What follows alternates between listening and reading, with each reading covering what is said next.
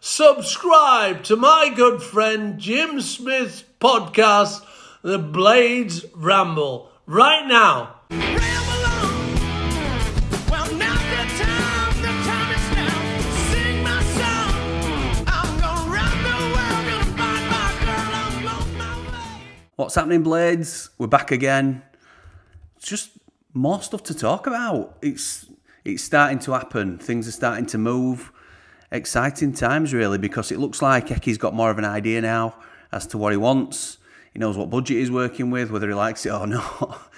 First thing I need to touch on. The 777 group that we talked about in the last video, who it's speculated may be interested in United and or West Ham. Well, one of the partners, Josh Wander, is an ex-con. Why do we always attract these? Why is it always us? It were done in 2014 or something for cocaine smuggling. Set up the company in 2015. I think it's a historic offence from when he were a student, but you couldn't write it. Only United, and as I said, there's been no sound links to him, but it's just typical, isn't it?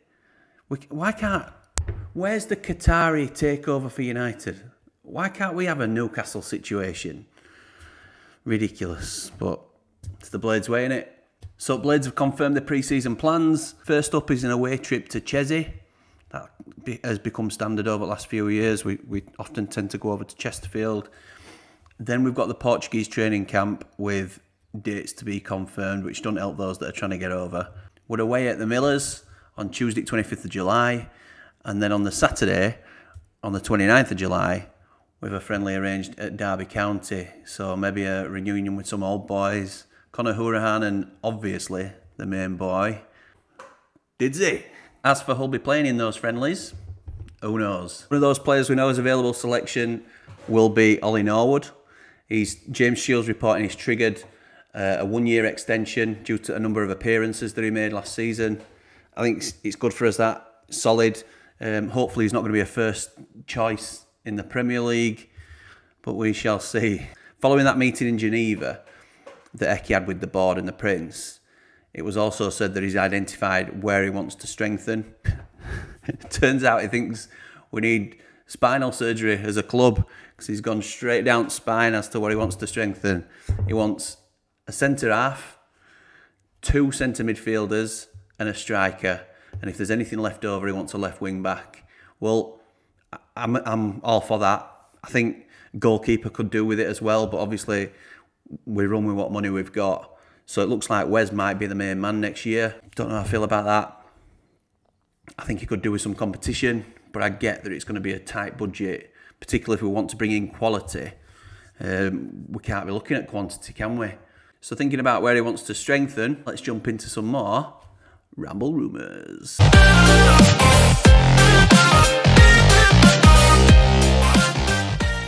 So just to get one out that we've already spoken about, Conor Cody has been mentioned again, this time by Football Insider, Pete O'Rourke, who's well thought of within the industry. He's reporting that Cody is interested in a return to Bramall Lane, even though Everton have decided not to take up the option of buying him for £4.5 million. Wolves will still be looking to offload him in the summer. I think it's an absolute no-brainer for us, this. The only sticking block will be his wages. The report says that he's on 55 grand a week with 2 years left.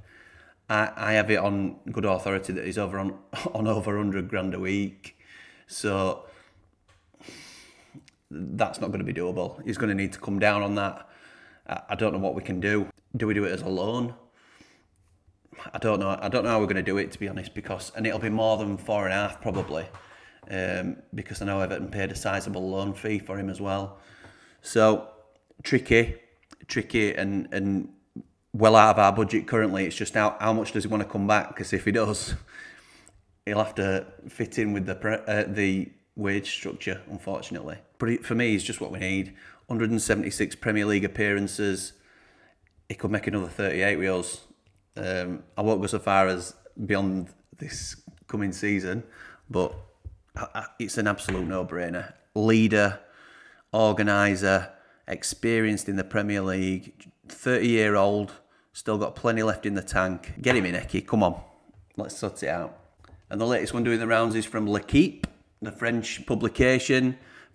Fetau Mouassa, left wing back, 24-year-old, playing for Club Bruges, who we've continuously knocked back for Sander Berger, but apparently we have decent relations with them due to our relationship with Beerschot and them working in the same league. As I say, left wing back, said to be better attacking than he is defensively. Sounds a bit like a Jayden Bogle to me. Would be available for probably around 4 mil, which is the price they paid for him. I think this is the market we should be shopping in. I certainly don't know much about him, but he's played 32 times this season in League 1 on loan at Montpellier, and he's scored 5 times and 5 assists. It sounds to me like Le Bogle. Do you think that'll stick? But yeah, this is definitely where we should be going. We should be looking all across Europe and potentially beyond for these more reasonably priced signings. Another one to touch on is potentially one that got away.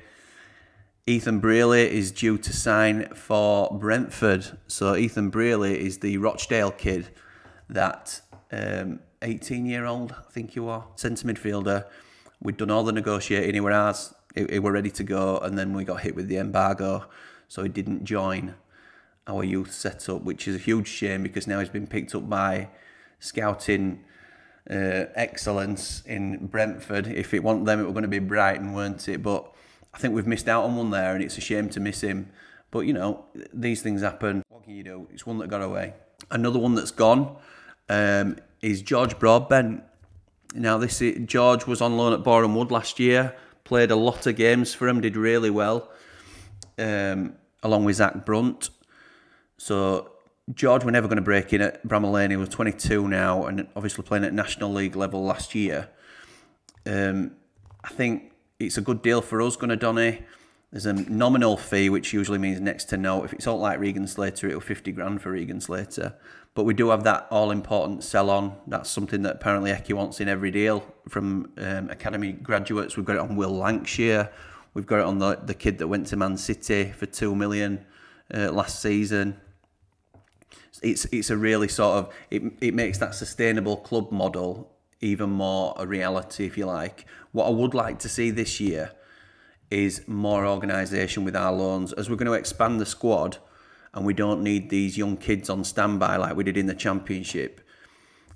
One of the main reasons we only sent them to the National League is you can recall a player from the National League at any time, whereas in the EFL you have to wait for the windows. So like the January window, we could recall Asula and things of that nature. I really want some well thought out loans for our youngsters because that is the true way that they're going to develop. I'd like to see Jebo and Will Asula out on loan and Louis Marsh, get them all out. You know, all these Gilly Buyaboo, get them all out on loan, playing men's football, getting experience and coming back to us better players. So that's my 2 penneth on that. So let me know what you think. Thanks again for all your support. I'm 12 away as I record from 1,500 subscribers. If you can get me over the line, that'd be brilliant. I've recorded another Man That's Tough episode that'll be coming out shortly as well. So if you're interested in that, then please check that out. And thanks again for the feedback about that. If you want to become a member, you're more than welcome. It's $2.99 a month and you get exclusive or early access to videos. As that community grows, we're going to be looking at members only content that doesn't get released to everybody, because I just want to say thank you for their support. Please do like, share and subscribe. That gets it out to more people, wider audience, more chance of us growing as a channel. I'm looking at all sorts of things we can do, so you might see some improvements come in, hopefully. Let me know what you think in the comments down below. Do you agree with Eki on what positions we should be targeting? Would you prioritise any position over another? We said to be in talks with Norwich about one of their players. Now, I can't think really of a standout Norwich player for one of the positions that we want, other than they've got a big centre-half, who they call Big Andy, because his surname's Omababadeli or something. I've seen him a few times, really good raw talent, but they paid a fortune for him. There's Sarah in the middle, who's an attacking midfielder, who I like, but again, he's not going to be cheap. The only one I can think of is the left wing back. I can't think of his name, but I'll pop his picture up. And the left wing back is Greek. Let's just call him George's mate, because I don't know his name off the top of my head. But he's potentially one that we could be looking at. So we'll see. There's all sorts of rumours flying around, and you'll hear it here first, or you'll certainly hear it here at some point. Whether it's first or not, I can't say for sure. But we'll touch on it if it's going round. Let me know what you think. Thanks again for your support. It's really appreciated. Up the Ramblers, top support. Come on, you red and white wizards. Up the Blades. Ramble on. Well, now's the time is now. Sing my song. I'm gonna round the world, gonna find my girl, I'm on my way. You must be blinking joking.